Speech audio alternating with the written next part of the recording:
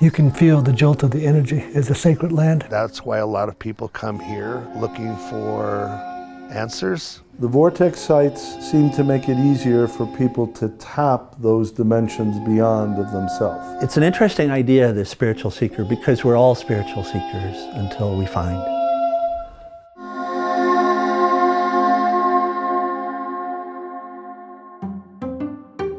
Sedona, Arizona. About a 2-hour drive north of Phoenix, this small town is famous for its stunning red rock mountains and unique desert landscape. But it's not only the breathtaking views that have put Sedona on the map as a hotspot for visitors. Many flock to Sedona for spiritual enlightenment. That's because Sedona is said to be sacred land holding ancient wisdom, according to Native American traditions. But what seems to attract many New Age seekers to the Red Rock country is the supposed collection of unusual energy fields throughout the land, known as the Sedona vortexes. The scientific definition of a vortex is a mass of whirling fluid or air, such as a whirlpool or a whirlwind. But in this context, a vortex is said to be an area concentrated with powerful spiritual energy, making it easier to access altered states of consciousness. Vortexes are supposedly the intersections of natural electromagnetic earth energy known as ley lines. Other supposed vortex sites around the world include the Great Pyramid of Giza, Machu Picchu, and Mount Shasta. Although Sedona as a whole is considered a symbolic vortex, there are alleged single vortex points throughout Sedona, atop various mountains and within canyons, that are said to be full of powerful and mystical energy. After doing some research on the vortexes, I had more questions than answers. I was getting all sorts of conflicting information about these so-called vortexes. But through my research, it became apparent that Sedona is a fascinating place with a lot of mystery to uncover. Since I am a New Age seeker myself, Sedona was quite attractive to my spiritual sixth sense. I knew it was a place I must visit. Sedona is also a hotspot for UFO sightings. But we'll have to save that for another video. So I traveled to Sedona for 1 week to investigate the vortex sites and uncover the mysteries of this sacred land through talking to the locals who know it best and visiting several vortex sites to see what might happen. Are the Sedona vortexes a real phenomenon, or is this a load of BS and a fabricated fallacy used as a marketing scheme to rip off lost souls looking for answers? I was about to find out.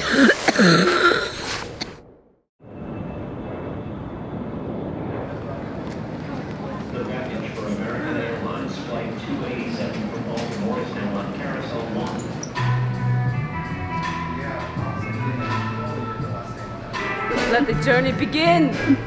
Into the vortex. Into the vortex we go! Standing in the vortex, you either get so emotional that you start to cry, you feel every sense of your body, feel joy, and just have this epiphany of what your life should be, or you start to feel connected to the universes or something more out there. Stepping foot in Sedona in that vortex will change you forever. Whoa, guys! That was amazing. Are you excited now? I am. We already weren't excited before.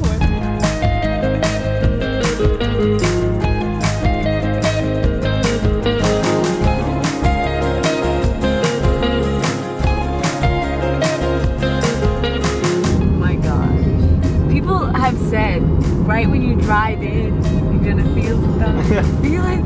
Our journey began attending a lecture called Scientific Vortex Information, led by an MIT-trained scientist and well-known Sedona local named Pete Sanders.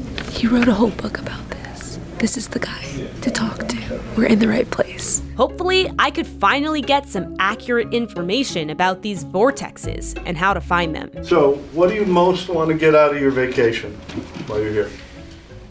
Reduce stress. Upflow vortexes are the place to go for that. Upflow vortexes are always associated with mountains, mesa tops. The two key ones in Sedona that are accessible are Airport Mesa and Del Rey. Sedona is famous for its vortex meditation sites. Now, vortex is just the latest label we've put on the sites that have been known about for decades. Does everybody know that before 1979, there were no vortexes in Sedona, not a single one? Yeah, we had them imported from Southern California. No, that's a joke. Obviously, the high-energy meditation sites were always here. What wasn't here before 1979? The word vortex as the label for the sites. The vortexes aren't electric or magnetic. That was meant symbolically, not literally. The simple definition of a vortex is it's a site that makes it easier for people to do prayer, meditation, mind-body healing, or outside-the-box creative thinking, whether that's new mind-body techniques or spiritual techniques or even business insight. Superstrings physics says everything exists in 10 or more dimensions. So for the first time, it's not just faith that you're more than this three-dimensional meat, it's also science. The vortex sites seem to make it easier for people to tap those dimensions beyond of themselves. As much as I respected Pete's MIT degree and dedication to vortex science, the smell of stale popcorn had me eager to bust out of this stuffy rec room and start hunting down some vortexes. We decided to try out Airport Mesa Vortex, one of the most well-known in Sedona. So with our maps in hand, we went out to vortex hunt.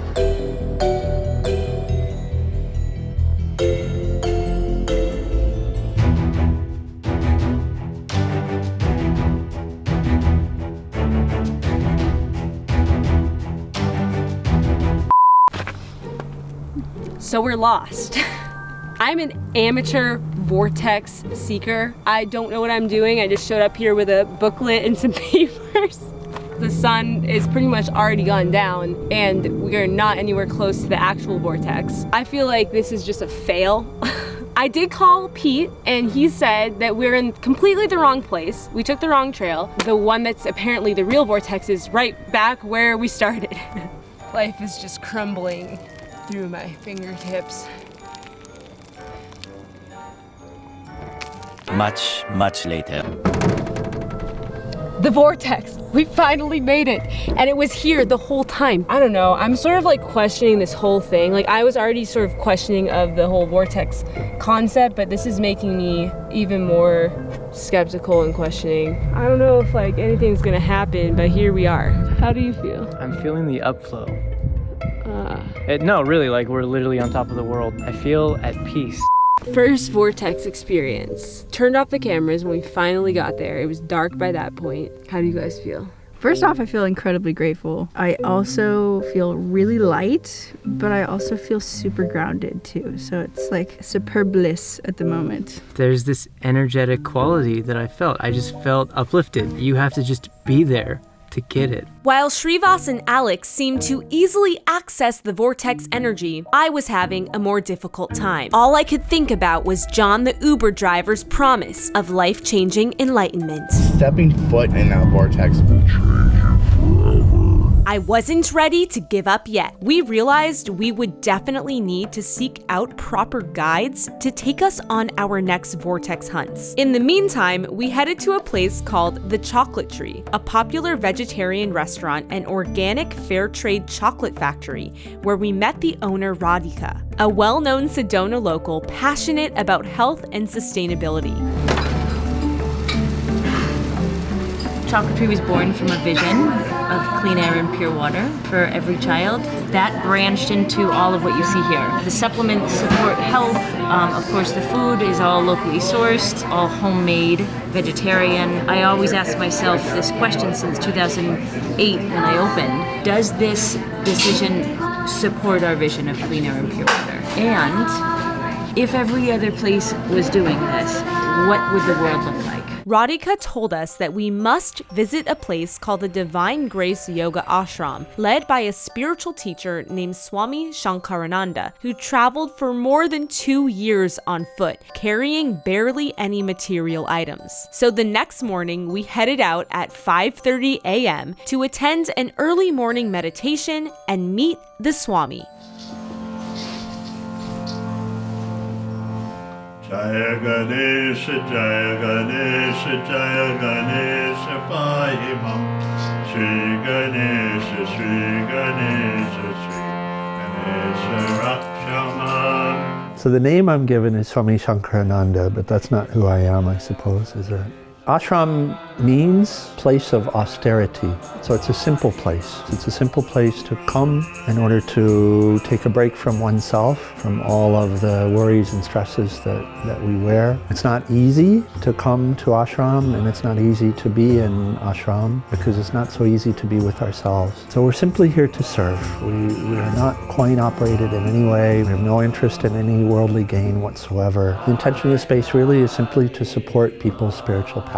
We say to serve the divine in all.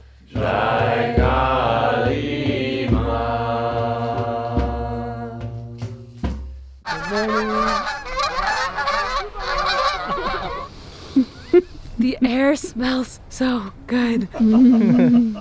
Oh, this is not LA air. This is some special magical air.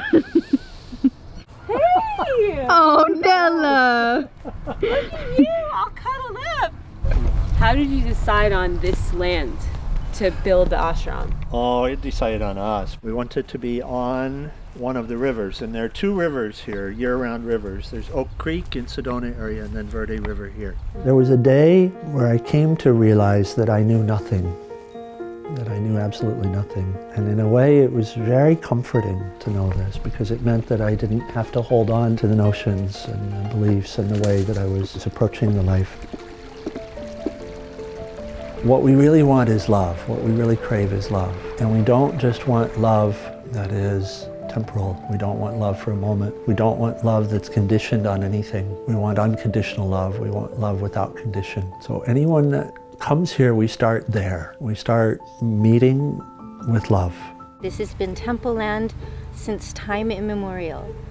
And this is a land where people come for vision quests and healing. Many doors can open. Some people see aliens, some people see fairies, some people see all kinds of things. Although Rukmini had a lot of interesting things to say, I was caught up on her casual mention of the possibility to see some fairies. I nearly exploded with excitement, and I knew we needed to get on with our next vortex hunt. But this time, we would need some help. Luckily, we met some very nice locals named Nicole and Steven. Nicole and Steven referred us to a mystic named Rahilio, an OG Sedona local well known for his spiritual vortex tours. With Rahilio's guidance, I had high hopes for finally accessing the magical vortex energy that everyone kept talking about. I think Sedona is very popular for a reason. It's meant to be a catalyst for people coming to awaken. From, like, say, a Native American point of view, I think over 100 power spots here. All the mountains are part of the vortex. All the mountains that are holding the power. Native people here were forcibly removed from Sedona area 1875. It's believed that mostly the Native people did not live here, but on the other side of the Interstate 17, the surrounding area was a lot of people, and then they came in here for ceremonial time. And a lot of Native people do not want to share their stories or information because they protect that. So it's hard to get people to talk to you. Some people feel there's too much traffic here now, it's becoming commercialized. Some people may be not happy about the commercialization in Sedona. For me, it's sacred. To be on the mountains, to be on this land, to find a sacred space. I'm just so thankful to be here. I'm just so thankful to be on the land. And people coming to me are looking for guidance and help, and I'm able to do that. So what is this map?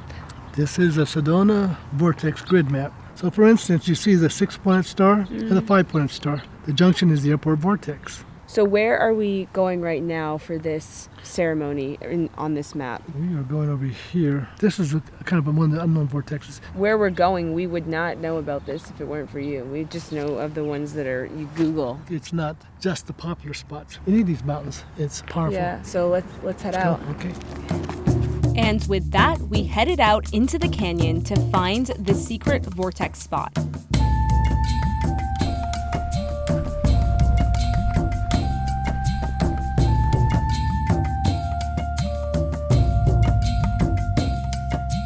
This is a hidden gem. We're literally in the canyon surrounded by all of the mountains right now. I feel so tiny right here. Feeling this small amongst all of these gigantic mountains, knowing that also this planet is so much bigger than all these mountains, and what's beyond this planet is even bigger, infinitely bigger. I feel like my mind is going in a vortex right now of all the endless possibilities of what this really is.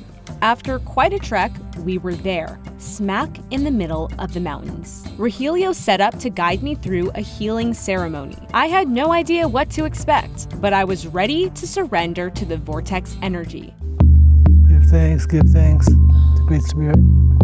Give thanks, give thanks, give thanks. Mother Earth, give thanks to the Spirit of Mother Earth, the sacred mountains, the circle of life. To love and forgive the ignorance of the world, to love and forgive yourself. May love and beauty flow through you, bringing blessings into your life and to all your relations.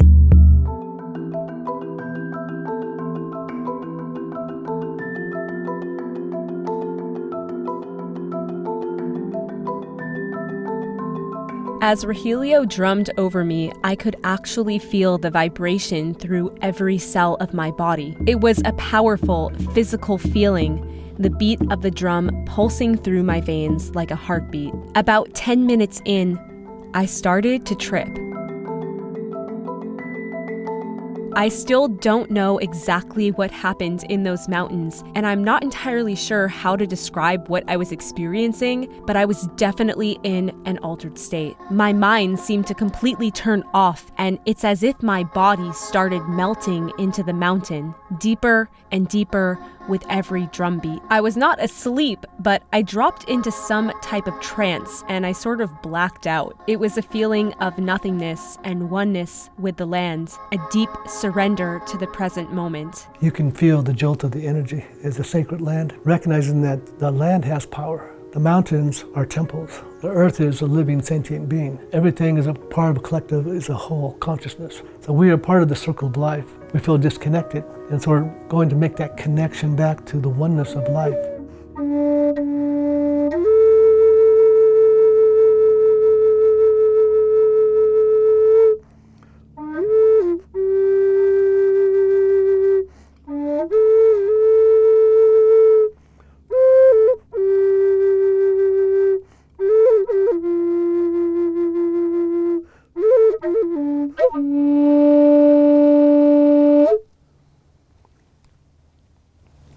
Feel the silence of the mountain and breathe in that silence. It's the soul wisdom within you. It is in the silence. Give thanks for this moment. Now you're rejuvenating your mind, body, and soul.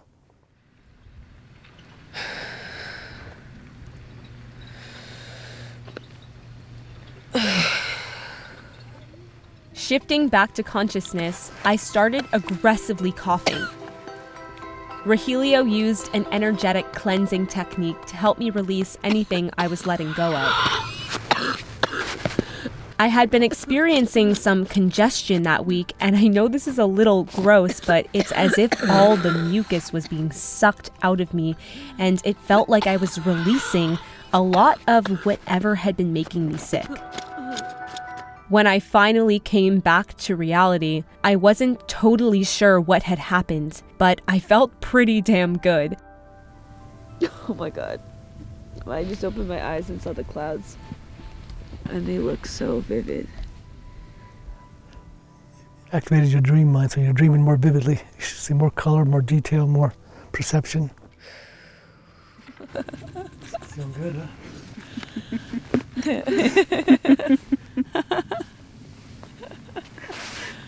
You're a wizard! I'm really glad to connect with you guys. Share this experience with you. Wish you blessings on the work you're doing here. Thank you so much for being here with us and for that. Wow. It's amazing on the drum. Yeah.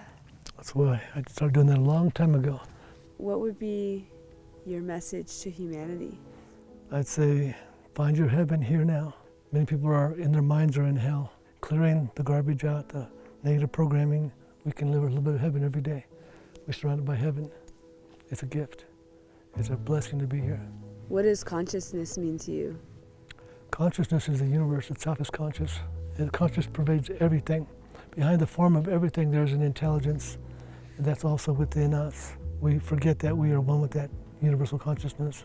So as we begin to become more aligned with the soul, then that consciousness begin to reveal itself to us, begin to speak to us in the mountains and the wind and the animals, begin to speak to us through our dreams. The moon is shining through now. We are the microcosm, and the macrocosm, we are one with it. We are a reflection of it. I see why this place became so popular. Mm-hmm. I don't want to wait. A voice in a dream brought me here. The voice came again and said, you will take nothing with you. Saw you in a dream. You can always create something brand new. For me, Sedona has done that on the nth scale. I knew I was home.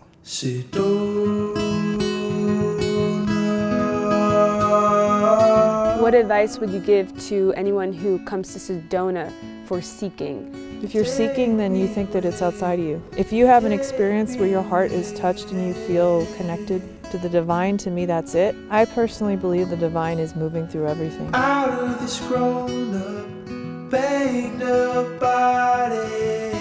These are just some of the other incredible people we met during our journey. I'm excited to share more of them with you in future videos. By now, you're probably wondering what my conclusion is about the vortexes. So here you go. We visited a total of 5 different vortex sites during our stay in Sedona. Each was magical and sacred in its own way, and I did find it easier than normal to drop into meditation and reach a state of peace. Although I do think that the idea of single vortex points being portals to other dimensions is a little bit of a far-fetched myth, there is no denying that the land in Sedona is powerful. It would probably take a lifetime for me to uncover all its mysteries. But what I can tell you for sure is that what makes Sedona so magical is not just the mineral-rich mountains and the vortex energy. It's the people who live there. It truly is a place for spiritual growth if you're willing to look beyond the typical tourist attractions and seek out the fascinating humans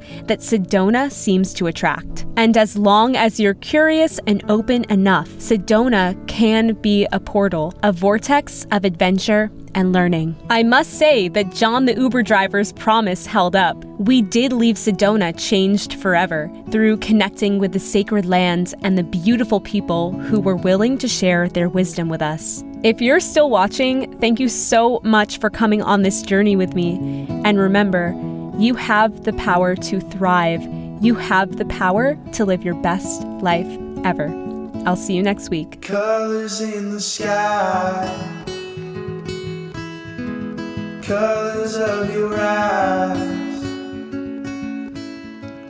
Am I just a number or something more alive? Sedona,